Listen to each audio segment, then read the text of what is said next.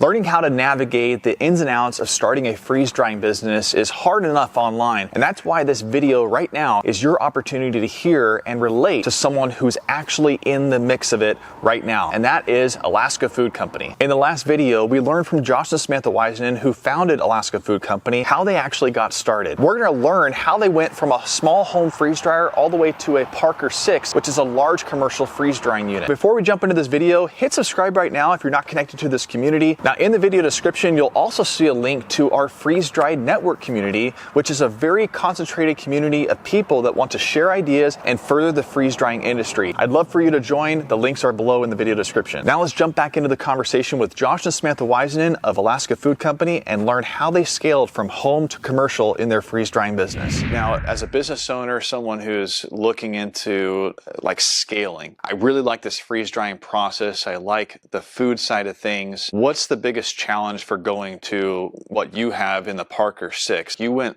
big immediately with that machine that does 1,500 pounds, but what can you give us a picture of the challenges from going to that big of a machine? I would say recipes, but just the overall process. When you receive 1,500 pounds of potatoes, that's a lot. That's a lot of potatoes. That's a lot of strawberries. And you need to have the freezer or storage space if you're not going to process it right away. You know, you have to have that many hands on deck so you can get it all processed in a day and frozen in time. I would add on that and say equipment. Make sure you have your equipment in place and run through the process of how you're going to have your workflow. Yeah, because there's three different kind of points of this whole process. You have to make something fresh. Yep. You have to then freeze it. You then have to put it in your freeze dryer, and then you have to store the finished freeze-dried product. Now, you've chosen shipping containers. What made you kind of think of using those? Well, that's just Alaska. That was our first easy solution. And it's still under construction. We found out that it's best to have a moisture controlled environment. And we kind of knew that going in, and we just didn't know how crucial that would be. So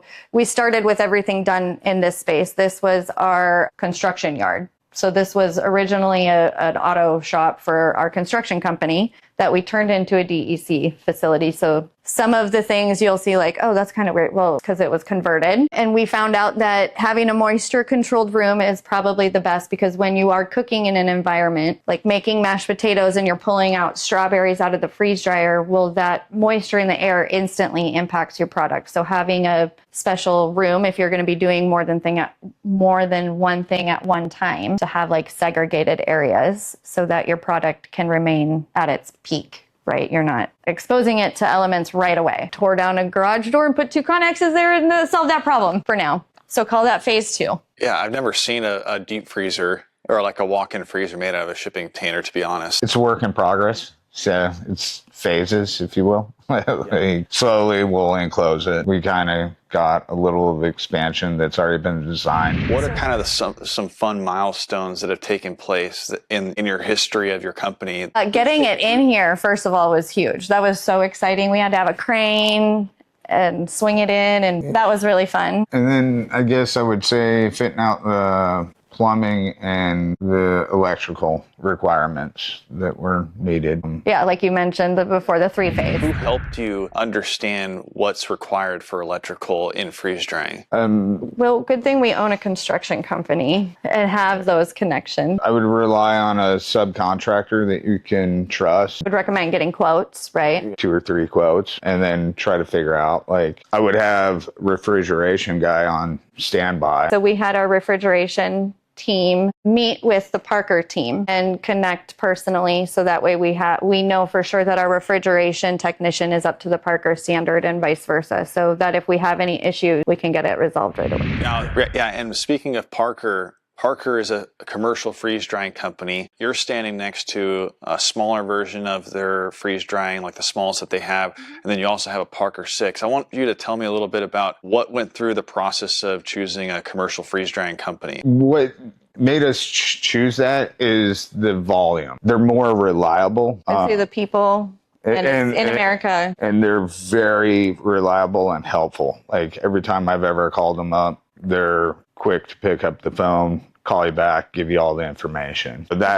Do we have a smaller residential one that we test products on? Yes. We'll get back to the interview in a few seconds, but I wanted to jump in and encourage you to join the Freeze Dried Network. The link below is in the video description. It's a really tight-knit community full of people who want to share ideas, encourage you, and really further the freeze drying industry. If you want to be a part of your passion for freeze drying, no matter where you are in your journey, join the Freeze Dried Network right now. Link below is in the video description. Now let's get back to the rest of the interview. People are used to just a simple plug-in to operate a freeze dryer. If I go and I finally sign the document to get a Parker, like, what does the Parker team do to like get this in here and do that? Here's what's going to happen. They first need a down payment to get their production started because they don't have them just waiting in their warehouse. They're made custom, built to order. You'll see it says Alaska Food Company on there. So that's really cool when it gets delivered to unbox it and see like your plaque on the front. Like they made it for you. It's not just, oh, you ordered it and they're going to ship it to you. Like they made it for you. There's really cool features on it. Like they care about what you're doing and how you're operating and kind of the setup of your system. They asked a lot of questions like,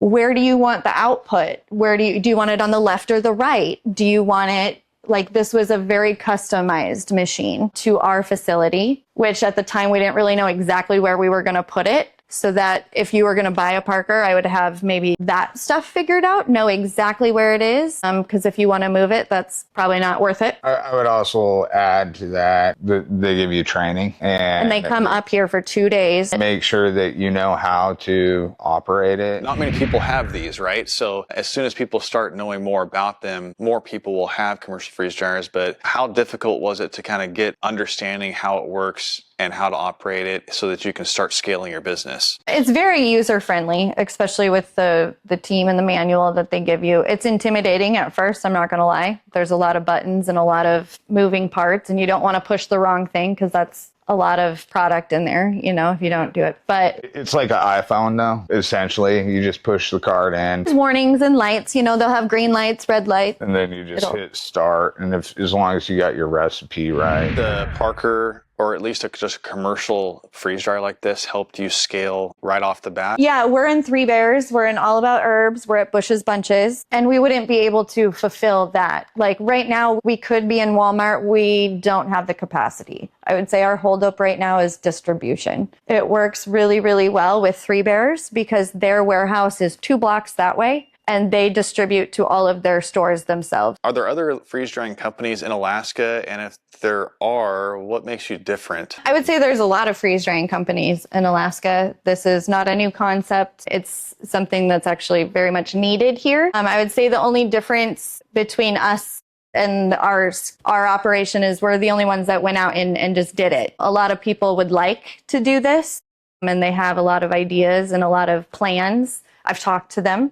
We've talked to each other. We just it's a big risk, right? It's a lot of money. It's a lot of time, but we just did it. To add to that, I'm going to say I was fortunate enough to be able to self-fund it. Granted, you can easily go get a loan for it, and that's a possibility. We talked to the governor multiple times about this. We talked to pretty much every state senator from Murkowski and Sullivan. So there's support, like you've got the local government and the state government recognizing what you're doing. Because they see that we need to move for rural Alaska, which probably what we call lower 48 again. They don't understand that there's no road system out there. So we got to be able to feed them, save the state money, essentially. When she says there's a lot of freeze dry companies in the state, it's all local, personalized, like, style. And it's cottage style. Like we're the only commercial. Right. And they usually do candies. You did something unique, though. You bought the Parker 6, the bigger machine, before you bought their smaller version. Why'd you do that? Well, I would say that we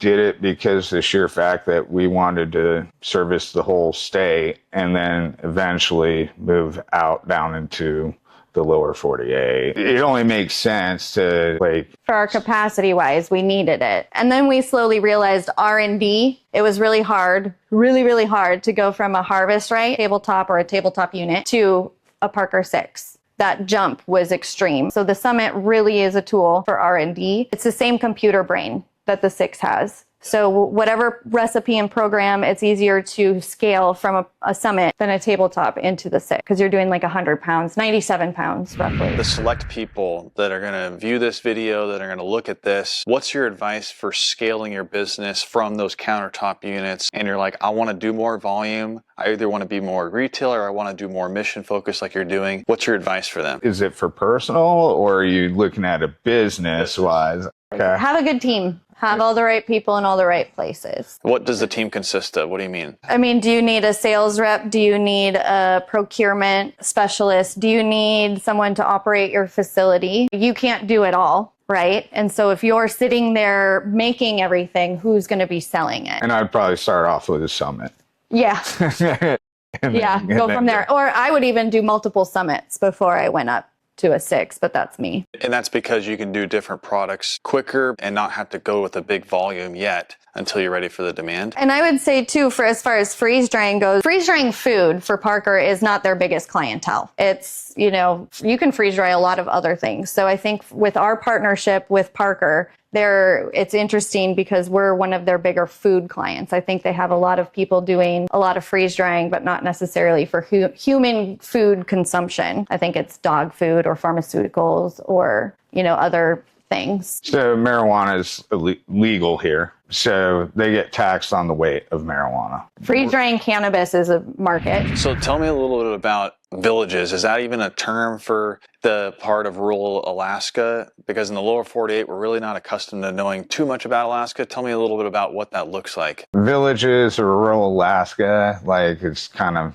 flip-flop, but they don't necessarily have running water. I think they pay, last time I checked, they were paying like $17 a gallon for gasoline. Everybody drives a four-wheeler. There's no really roads. It's off the road system, so getting a food delivery is very tough. They come in like barges once or twice a year, and then that's their source for the year. Very rustic at best. Being able to supply them with like a small Connex of food. So fresh produce doesn't really exist up there? So we had actually talked to the Food Bank of Alaska because we would love to, you know, value add to their distribution process. And they said, well, there is a learning curve or an educational barrier there because they don't always know what the fruit is. So they sent blood oranges to the village one time and they all got discarded because they thought they were bad, but they were just a different, you know, just that educational piece, or they're not aware of what it is, so they might not like it. So we are working with other nutritional people and other people that are more familiar with the village lifestyle and palate to see what we can do for them. We made a less intense mashed potato recipe where it's just a little more plain so that they can doctor it up the way that they want to get them introduced to freeze-dried food instead of here's a